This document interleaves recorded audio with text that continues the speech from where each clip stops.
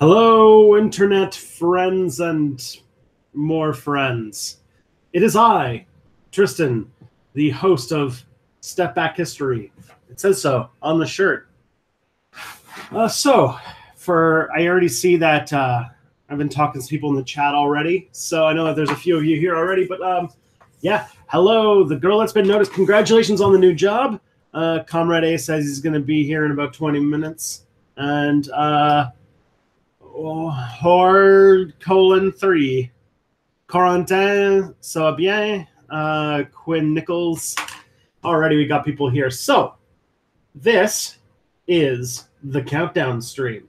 For anybody who is new to this channel, to Step Back, I know that on average about 20, 30 people join the channel every day, so you never know. Every week before a new Step Back video comes out, I know it's been noticed is going to listen to the stream. There is. I'll talk about this in a second, but that's cool if you can. If not, no pressure. You'll be missed though, and we'll wait for you to come back. Spartan 101's back. Yay! I haven't seen you in a bit. I see Shahar's here. I see Sir Zhao Zhao. So, for anyone who's new, this is a stream I do in the hour before a new video goes live on Thursday. And, yeah, that's what I do. I hang out with the audience, I chat, we talk, and we have fun.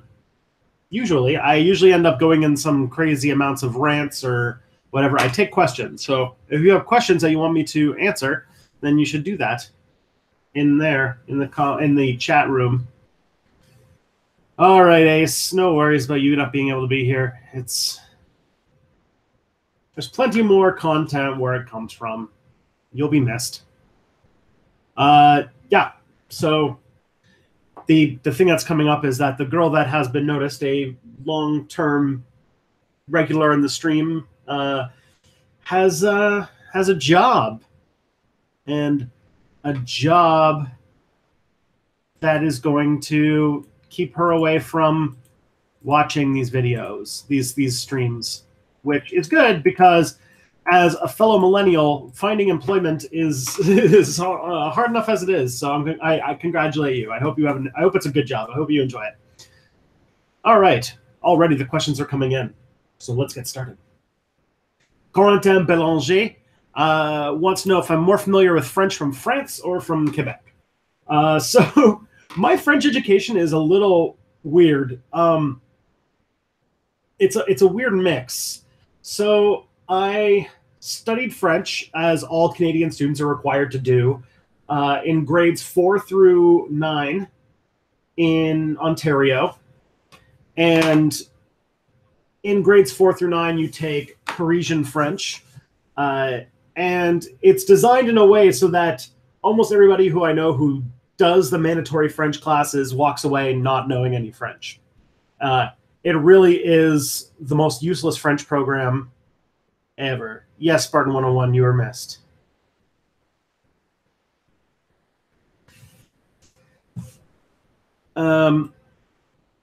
Yeah, so I learned French that way until the 9th grade, and I did not know very much French. I had, random sentences. I really couldn't say very much. But then I did... Whoa.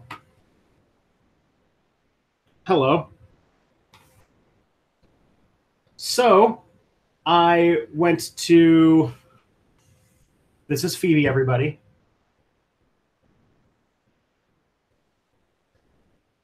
So I didn't know any French. I wasn't really good, but my family is French Canadian. My grandmother is a francophone, and so one of the things I did is that when I went to do my bachelor's degree, I went to go do my history degree. I did it at an English university, but I did it in Quebec, and so for 3 years, I lived in Quebec. Now, for 2 of those years, I lived in sort of an English bubble in that town. so I didn't really get to go out that much. But this is Phoebe, Phoebe, like the Titan.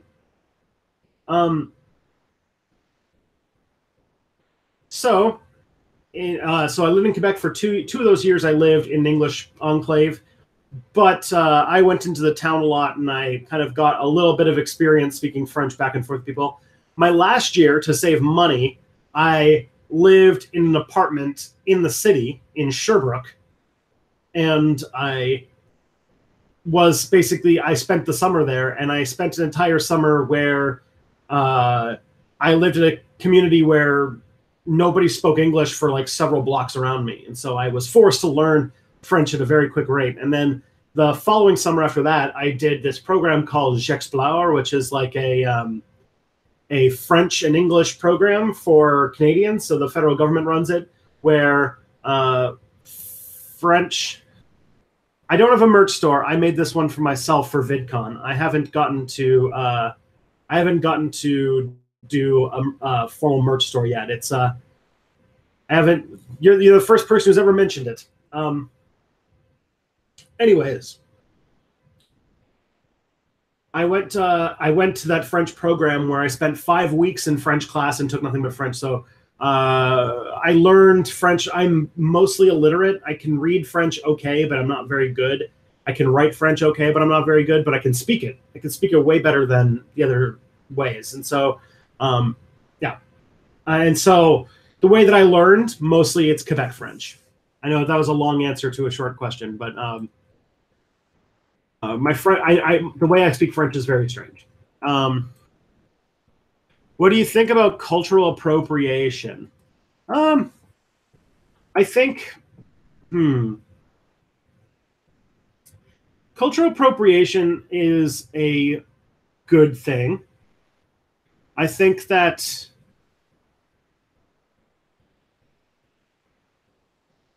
all right, I'll take these questions down. I think cultural appropriation, the sort of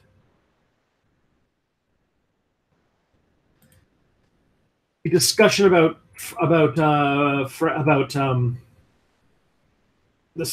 cultural appropriation has been healthy. I think that we are having healthy discussions about how to about the ethics and the ways we should talk about the way that we appropriate things from other cultures, especially when we are a dominant culture taking from a culture that is being subjugated by that culture.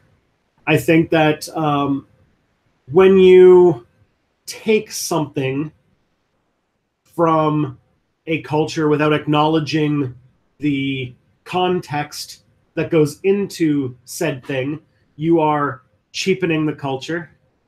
I notice you, Shekhar, don't worry. That when you do that, you are you're doing something that is insensitive. Now, and yeah, the whole like racist Halloween costume thing was a really bad idea in the first place. So, you know, good on them for taking that out. Now, I think that there are people who have taken it to an extreme that I am not super cool with, because if there's one thing that we can do to make the world a better place and make us more understanding and love each other more, is to enjoy and love the cultural things that come off from each other's cultures. And I think that we really should get on top of that. Like, I think that I think that cultural exchange is important, and I think the two are getting conflated in a way that I don't like. But for the most part, yeah, if you're going to borrow something from another culture in something that you make, you should definitely be aware of the context in which you're doing it. So that's a good thing. But don't let it turn into some sort of new form of cultural separation, because really understanding and enjoying each other's culture is how we're going to respond to each other and like each other. Okay. Shakar didn't even ask a question. I said that there's a shirt store. I don't have one.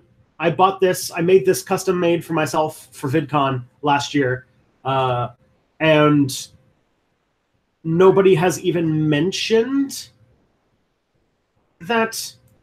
Nobody has even mentioned that they wanted merch, so I haven't made one yet because I thought I was, a bit too small for that. So, what's today's video? Is it the update? Yes, it is. Today's video is the long-awaited Gnosticism video. So this is the Gnostic video, and it's a new revamp of the way the videos look. So I'm experimenting with getting with no longer going to the YouTube space. So these videos are all motion graphics and voiceover. So if you liked that old style before I switched, you're going to be really happy. So far I've made 2 of them and they're really good. I'm really happy with them. So I'm excited to see how people react to the new video that comes out today. And also, the other thing is not going to change either. The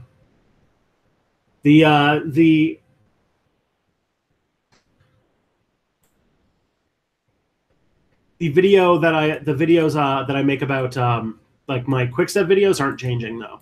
Those are still going to be the same way that they go. So, exciting times. And everyone likes the World of Legends series, so that's going to be one that I'm excited to see how it goes. Girl that has been noticed, what do you think of your comment section? For the most part, it's good. So, like, I think that I get a lot of really good, insightful comments. I do think that I get a lot of interesting comments from a lot of different points of view, which shows that Step Back appeals to a much wider audience ideologically than I think. It's always surprising to find like some like right-wing Step Back fan who said that like, oh, this is the video that was this is the video that broke the straw. Like I liked your videos until this video, and now I don't like you because you're too left-wing. And I'm like, what? Okay. This is the one. Okay. So that happens a lot. I'm surprised. But I guess there's now over 35,000 of you, so there's probably people of all different stripes in there somewhere.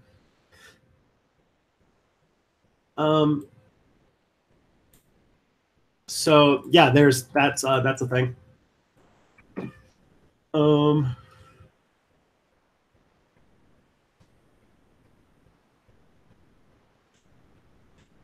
Your waifu is my comrade. Do you have a preferred edition of Dungeons & Dragons? I'm a 3.5 guy myself. So I've only ever played 2 editions of Dungeons & Dragons, one of which I played just a one-shot over a Victoria Day weekend. It was...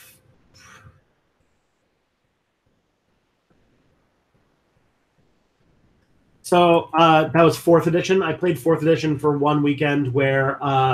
we had a house rule where you could do a shot to re-roll any rolls because it was basically just a Victoria Day weekend excuse to get shit-faced. It was fun. I played Warforged Paladin, and I thought it was kind of a neat thing to do. I thought it was all right.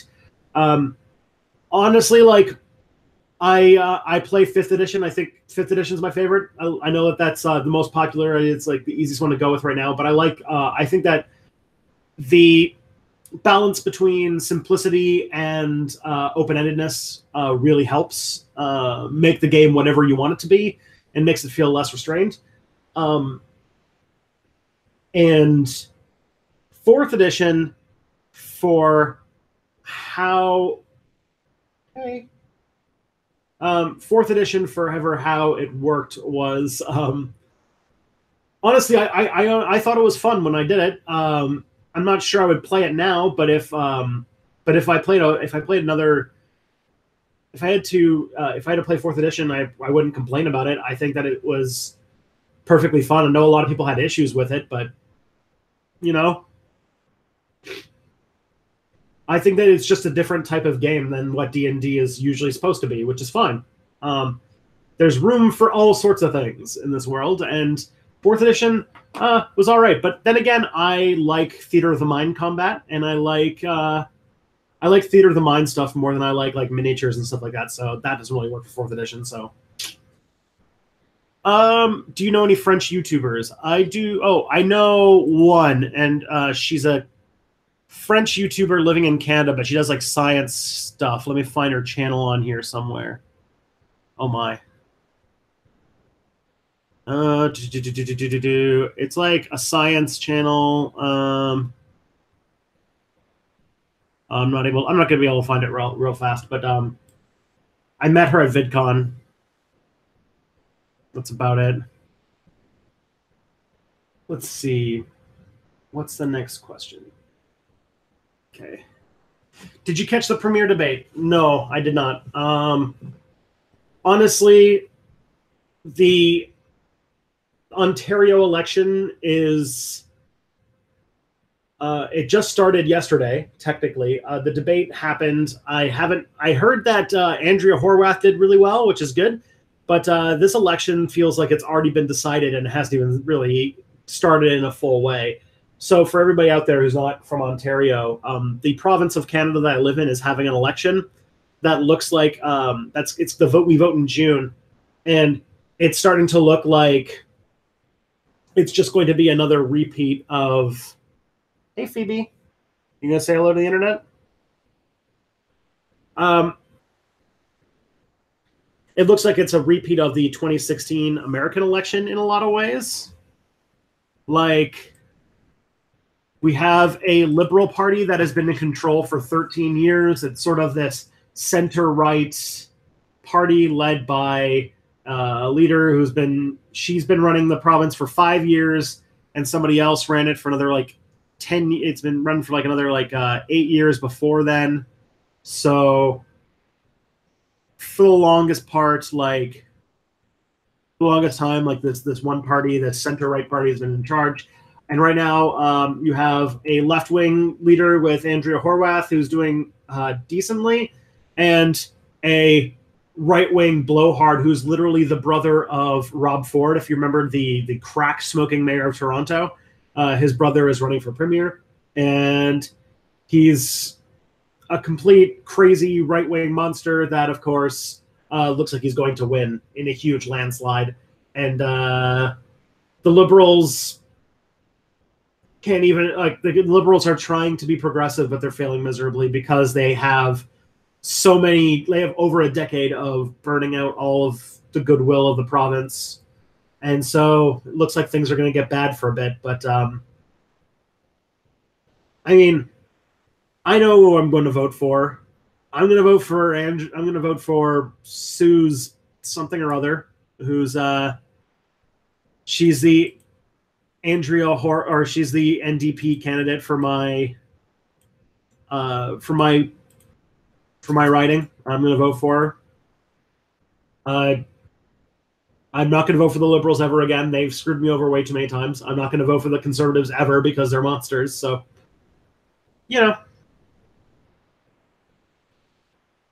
I don't know who these undecided people that the debates really help for, honestly. What happened to the podcast? Are you talking about YouTubers United? YouTubers United was canceled because Will, the person who was doing the show with, didn't want to do it anymore. Or are you talking about So That Happened, the podcast with Cody from the Ultimate History Hub, which is a show that it's not canceled, it's just been held up because Cody's working on a book. If you watched his latest video, the excuse he gave for not making videos lately is the same excuse as to why the show with Cody hasn't been happening. So, same story. He's been really under the gun to hit some crazy deadlines, and that has caused the show to have some cancellations. I hope to have it come back. It's a fun show to do. It's a good way to spend a Sunday night.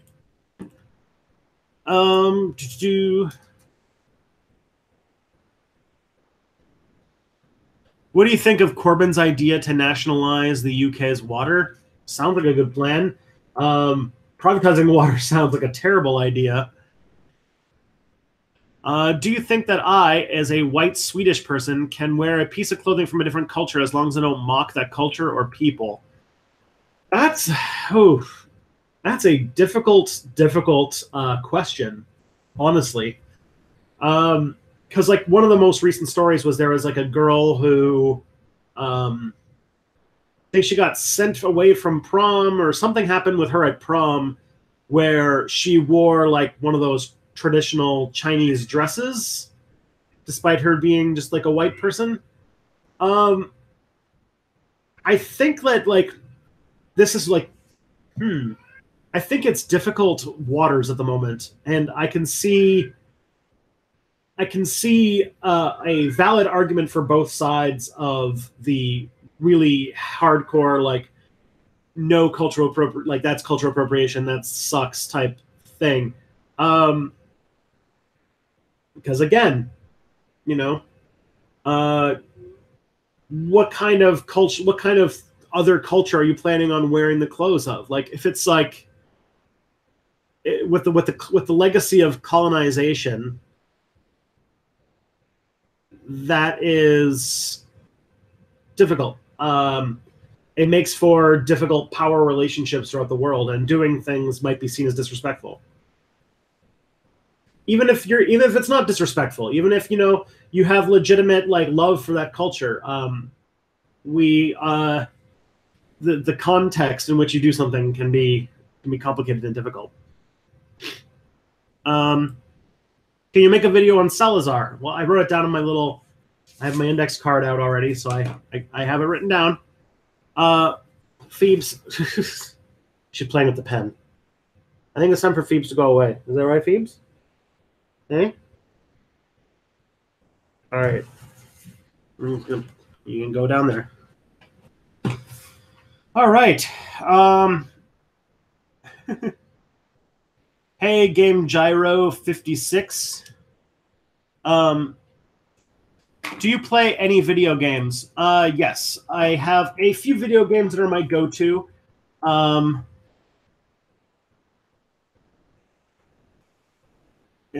I understand. Okay, yeah, Sir Zhao Zhao. I understand the like. I understand the East Asia thing, and like it's. All I got to say is that I don't think that we've come through on a solution yet that that feels good for anybody, and I'm not sure what to do about that.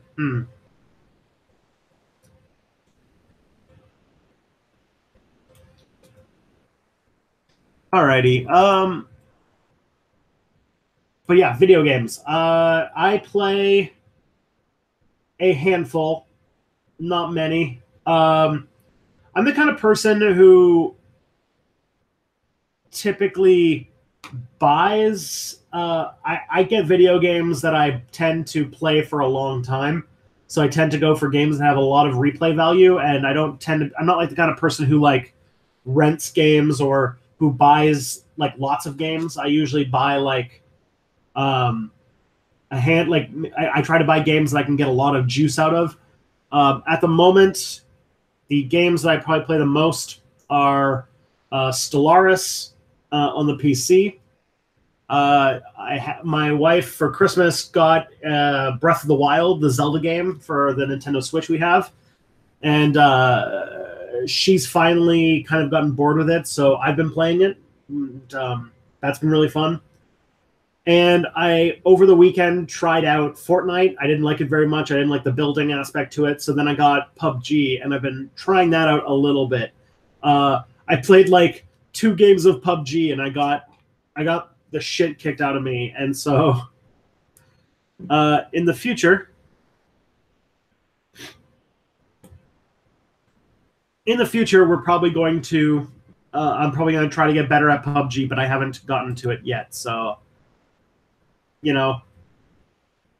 that's a thing. That's a thing for the future. Metroidvanias or roguelikes? I actually like roguelikes. Metroidvanias, I'm not exactly sure I actually don't even know like the strong definition of what a Metroidvania game is, but roguelikes I like a lot. I just haven't found one that's like really like resonating with me in a big way. What do you think about Trump's Iran deal? I think that Trump is making a big geopolitical mistake because he has a very shallow understanding about how the world works. Like news at 11, that's what Trump do. But then again, the other thing too about the Iran deal too is that the Republicans had like America's political system is so it's so inconsistent and so broken that like America like America's you can't like I don't know if any country should ever want to trust a treaty by the United States because it seems like every single thing that the United States does, the other party wants to do the exact opposite. And so very quickly, just the world seems, or it seems like nobody should really trust any international treaty by the United States because the U.S. is just such a mess. I don't know. And Trump backing out of the Iran deal is a dumb idea. I think that he's dumb for doing it.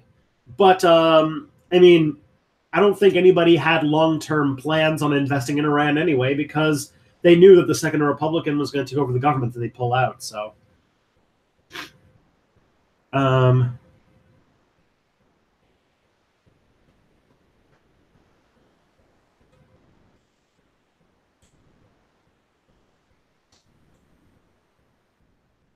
alrighty. Oh my. Some questions. What's your stance on veganism?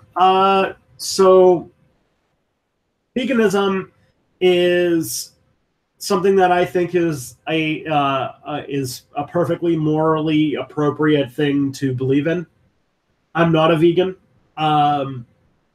not because I don't believe in veganism, but because I actually believe that I am morally deficient for not being a vegan. Just that it's just not a thing that can work with my lifestyle. Like my wife's not a vegan and she would be really upset if I became one. It just wouldn't work with the way my life works. And so I can't do it. But if I like lived on my own, I probably would be. If I were a completely ethical person and lived entirely non-hypocritically, I'd be a vegan.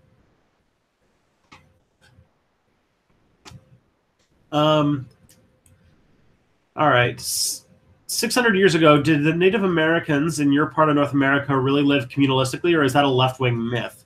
It's not a left-wing myth. It's a historical myth. It's a myth that comes from the like Romantic period and the early days of colonization, that people lived in a communalist lifestyle. Now, all right, let's back up and figure out what that means. So, pre-Columbian Americas, especially in this part, so you're talking about like the Iroquois Confederacy or the Haudenosaunee Confederacy and other people that lived in northeastern part of North America and the U.S. Eastern Seaboard. They had a culture that was, by the definition, by like the hyper-capitalist definition that we have of communalism and individualism, it was definitely way more communalist than it is today. But so was European culture back then. And the indigenous cultures that lived in that region specifically were something called semi-nomadic, which meant that they were farmers and hunters that moved as they depleted the soil. As they depleted the soil in a region, or as the game went down in a region, and they moved to other places about maybe once a decade or so. And when you move that often, you don't get the same value put on material objects like having a fancy house or having like gold and jewels and things like that. And so their culture, as a result of just, the way that their economics worked, the way that they subsisted, didn't have the same emphasis on material goods and wealth. So instead,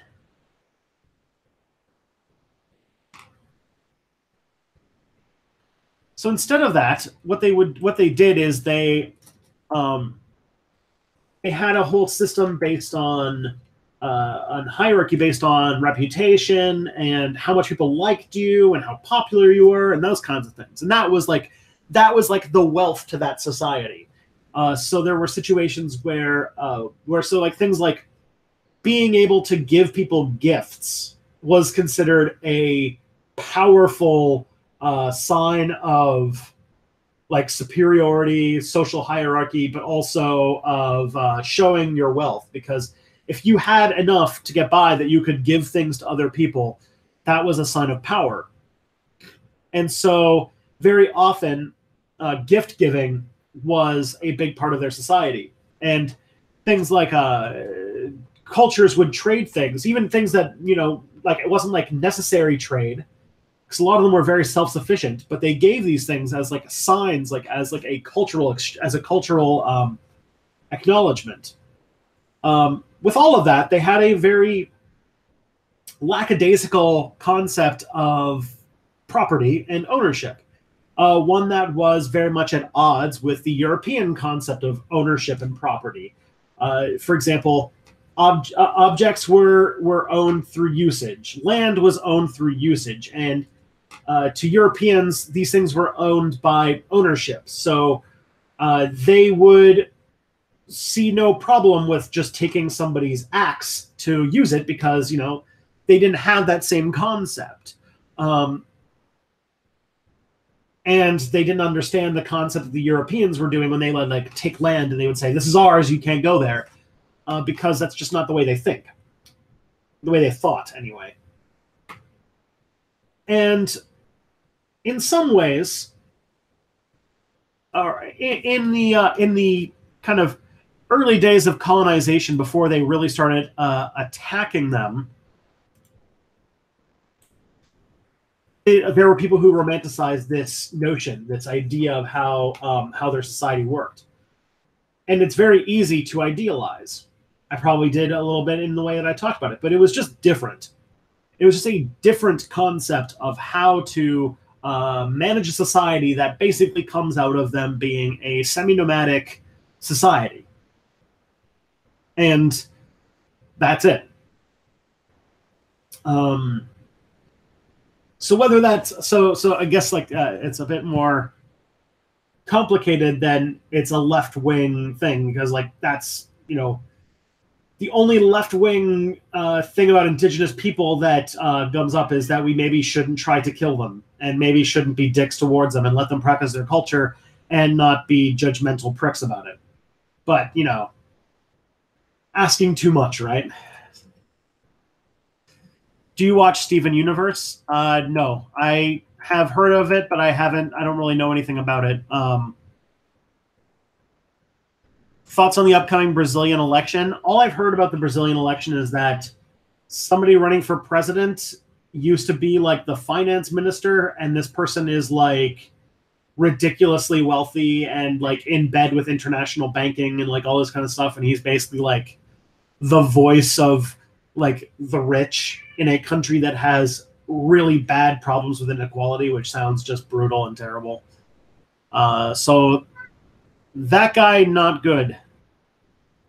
How about an Irish-Finnish mix from Texas wearing a kilt? You'd have to ask a Scottish person how they feel about that. I'm not Scottish, so I can't really speak to it. I'm back, and I have a question. What would have happened if the Gallipoli campaign was a success? I don't know what you're talking about. Are you talking about like the British invasion of Turkey during World War I? I don't know. I don't know. I don't know how that would have turned out. If it had been a success, I don't know. Turkey would have been out of the war faster. It wasn't doing a whole lot in the war anyway, so the Middle Eastern war probably would have ended sooner. I'm not sure what effect that would have on things like Israel and the Sykes-Picot Agreement, but do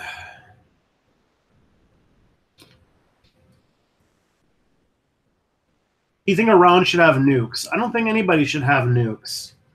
Um, I do think that us telling them not to have nukes is pretty hypocritical. But, you know, Iran doesn't want to be invaded.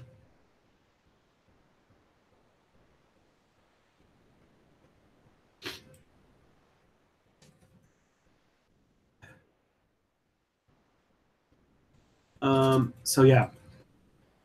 Do you watch Marvel movies? I do. I watch Marvel movies typically when they. I don't watch them like right when they come out. Like I haven't seen Infinity War, and I probably won't for a while. I typically go to the movies to see a Marvel movie when it's almost not in theaters anymore.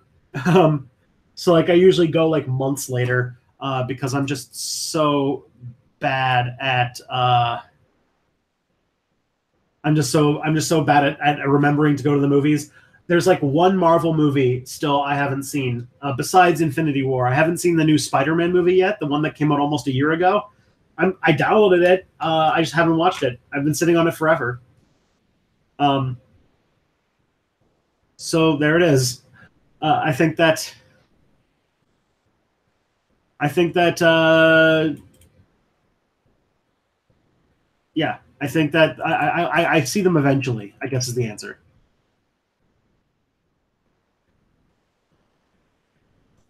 All right. Let's see. Does Trump even understand what the Iran deal is? Not really. He doesn't understand international diplomacy. That's for sure. Are we humans morally obligated to stop wild animals from killing each other? No. Have you listened to last night's Chapo Patreon on death and life extension? It was an interesting contrast to CGP Gray's stance. I thought it was, yeah, I did listen to that this morning when I was exercising, and I thought that it was it was pretty good. I do think that I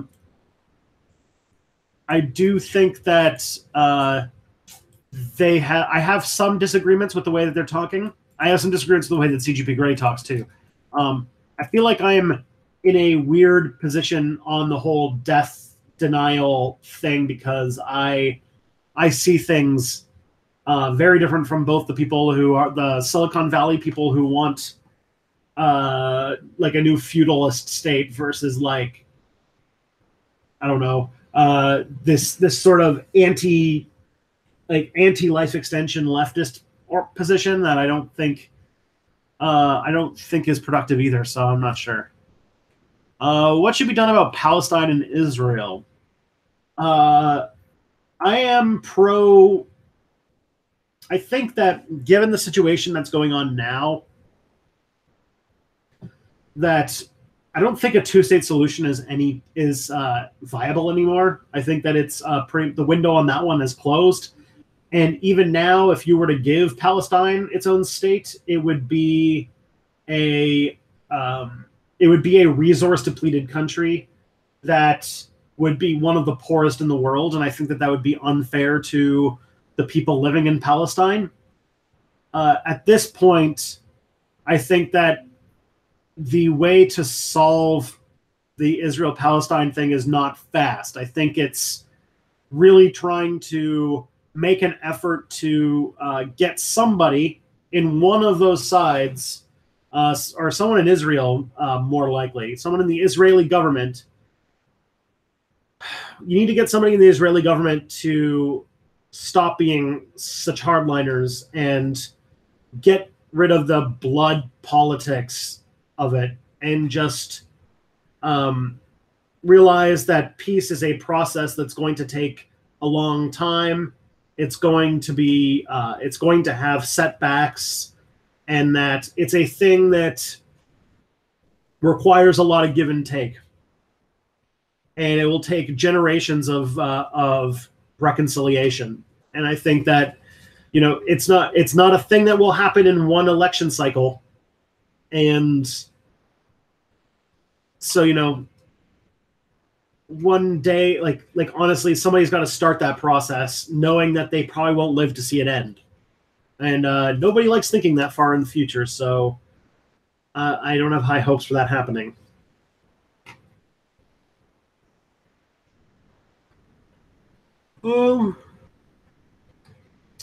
Have you read Guns, Germs, and Steel? I remember Crash Course got into a bit of drama with Sargon by talking about it. Yes, my friend, blah, Zenturo, Miriam, she was the host of that. Yeah, Crash Course Human Geography.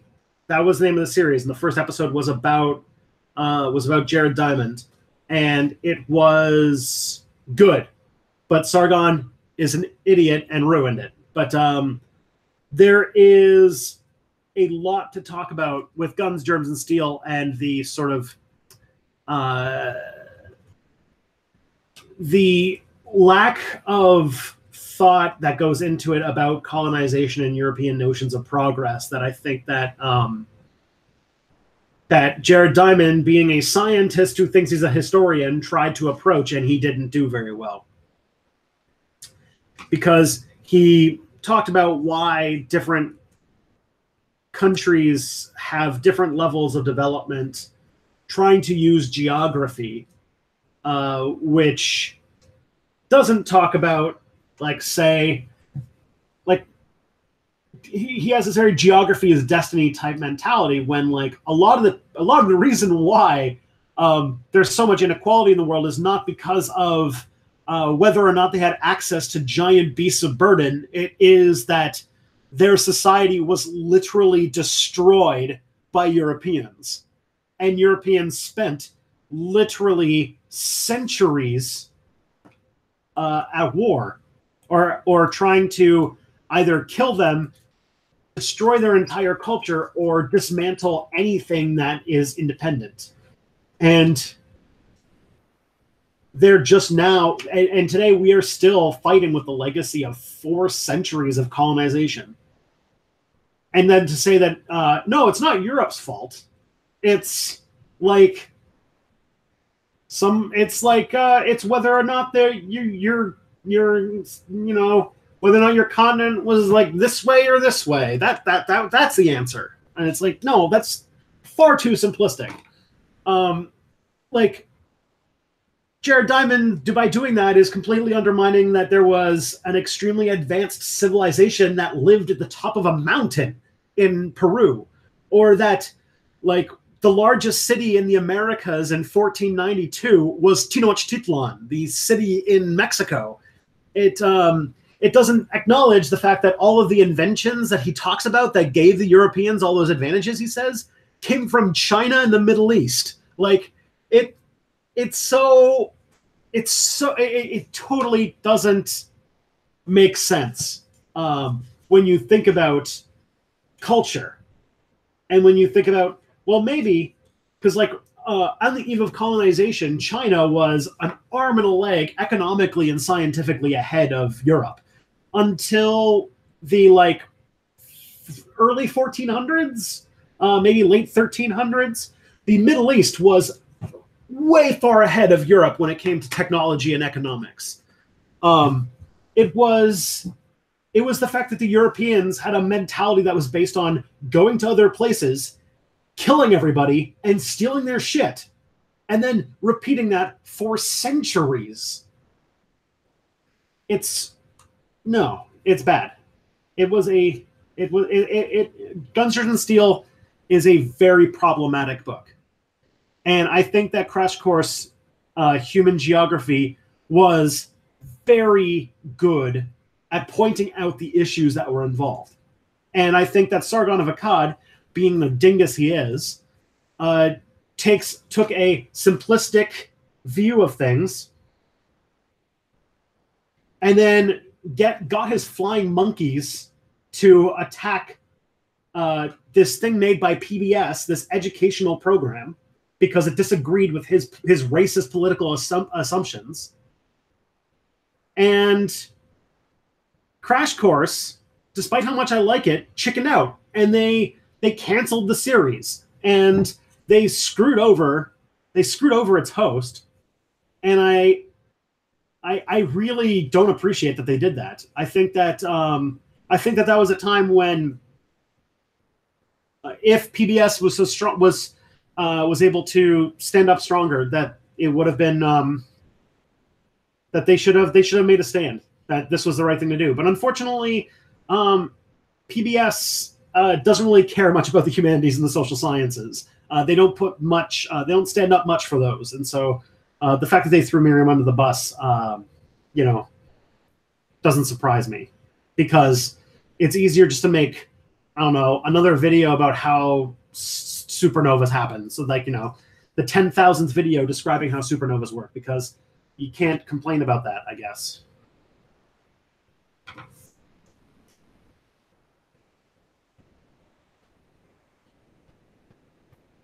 And yeah, I just really wish that I really wish if I could talk to the Green Brothers, that would be the one thing where I would say, I think you really dropped the ball on this, and I feel like they owe Miriam an apology. She was on a subscriber appreciation day back in November, I believe, and yeah, and she has a new she's part of a new show called Hot Mess, and I think you should really check that out. Have you seen the Eurovision? The last Eurovision I think I ever followed.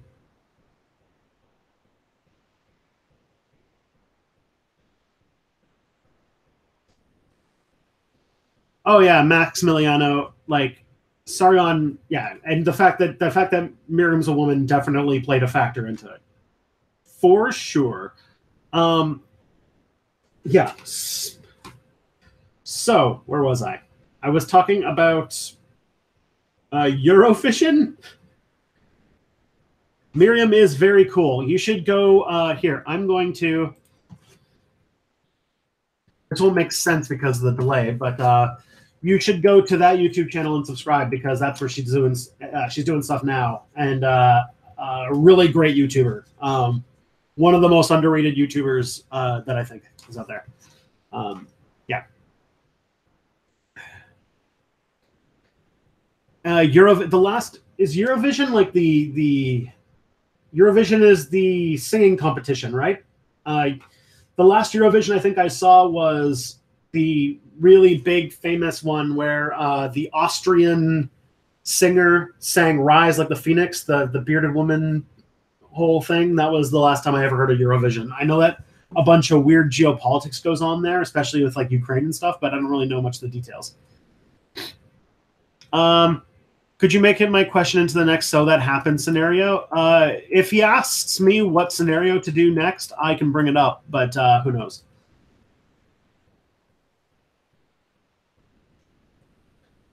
All right.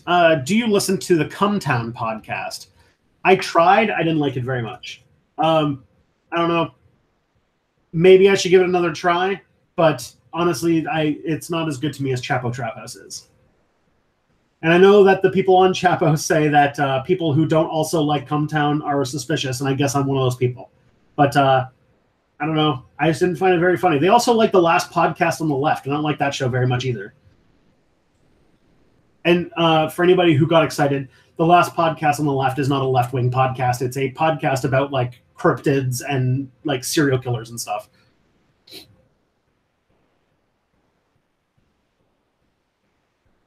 Oh yeah, yeah. The criticism of Crash Course Mythology is really good. I think that my friend Mark Andrew Henry did a really good critique of Crash Course Mythology as well, about comparative religious studies. I think that, yeah,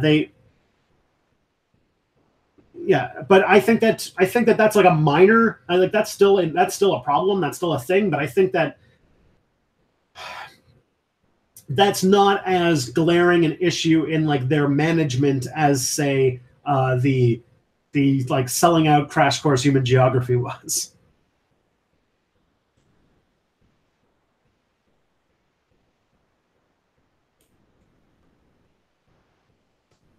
Uh, Girl that's been noticed. What was your question? If we met in real life, Shakar, what would happen? I don't know. I feel like I mean, it'd be cool to talk. It'd be cool to hear what life is like for a young man living in Israel. I feel like there might be some awkwardness because you're 12 and I'm 29. That would be weird, but but you know that's okay. I think that talking to young people is important. So it would take me a while to get used to it. That's one thing I should say.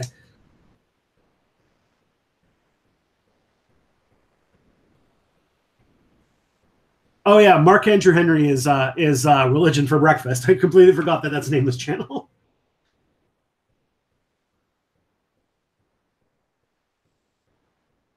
Yeah, Mark Andrew Henry is has a channel called Religion for Breakfast. Do you think worker co-ops could reach the level of Spain or Italy's? Could it? I mean, it would involve a large change in American culture, which, you know, could happen. It wouldn't be anytime soon. But I could see it getting better. I found out that union membership had its first tick up in decades.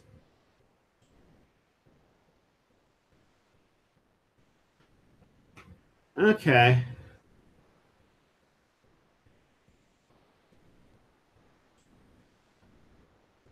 So, yeah. So it's so weird to just keep calling you the girl that's been noticed, but that's okay. The question about cultural appropriation in religious terms, like saying spirit animal, I actually do think that that is problematic. That is the kind of thing where I'm like, I actually get why that's considered bad cultural appropriation, because I think that by saying something is your spirit animal, you are actually belittling a religion. You're belittling a culture's religion that has been very often belittled and fetishized, and I think that it shows a lack of respect towards their spiritual practice. It'd be almost as if saying like comparing things to like your principal bar mitzvah or like or you know I just feel like it lacks a Tati. I can go with that. So yeah, I think that ooh ooh Red Scare podcast is Chapo from a female perspective. Yes, please. That sounds like a podcast I would like. But yes, Tati, I do think that, especially when it comes to Native American and Indigenous cultures, that their religions get abused a lot by cultural appropriation. I think that it belittles a lot of their religion. So, um, yeah, I do think there's problems there. What's your thoughts on internet piracy? Immoral, acceptable, encouraged? Yeah, information, community, like what's it called? Screw capitalism, screw rich people. Like capitalism should be, or what's it called? The like files take no time to copy. You can just Control C, Control V. So really, the more you copy something, the less value it has. It's a complete subversion of the labor theory of value. And so just taking something that is free to do, that doesn't cost anybody anything, is not immoral. It's not unethical. And seeing things as like, oh, well, you needed to watch it on the thing because then you could be forced to watch the advertisement. Like, no, that's not like, you can't rely on saying no, you can't. It's immoral that you didn't watch it on TV because then you didn't watch the commercials that we needed you to watch, because that's one, assuming that you're going to watch it, and two, that is assuming that that is saying that advertising is somehow an ethical way to do these things. And I think that it's bad. I think that yeah, it's.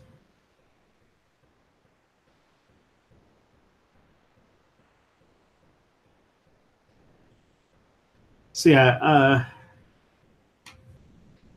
Tati, I'm glad that we get it. Yeah.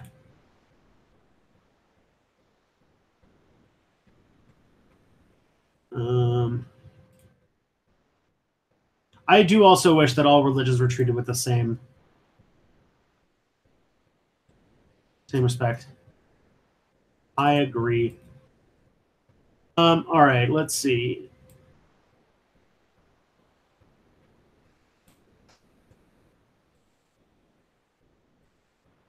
All right, we are running out of time, so I'm going to have to blast these questions. So I'm not going to be able to take any more, sadly, folks. What do you think about Bernie's Workplace Democracy Act that he introduced yesterday? I think that it's a good and realistic thing that he could do in this current climate, so good on him. Are you ever going to do on the video on the Zapatistas? I probably should. I'm going to write that down.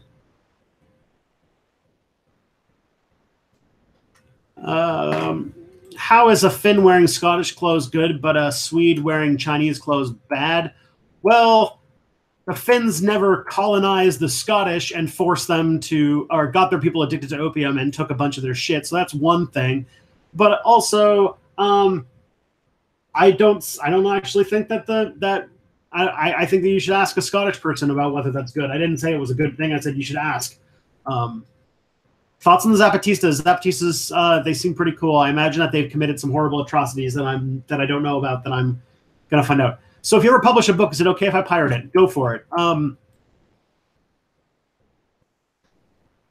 Just know, information. Be free.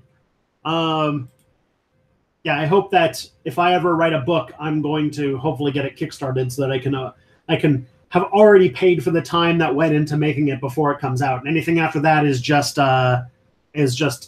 to me, it's just extra. So that's my hope anyway. What about small time content? What if someone released your Patreon content? Not trying to gotcha, just wondering if indie stuff is an exception for you. I do think that if you like a small time creator, you should support them. It doesn't necessarily mean buying their stuff. Most of the time, small time creators don't make much money off the actual content they release themselves.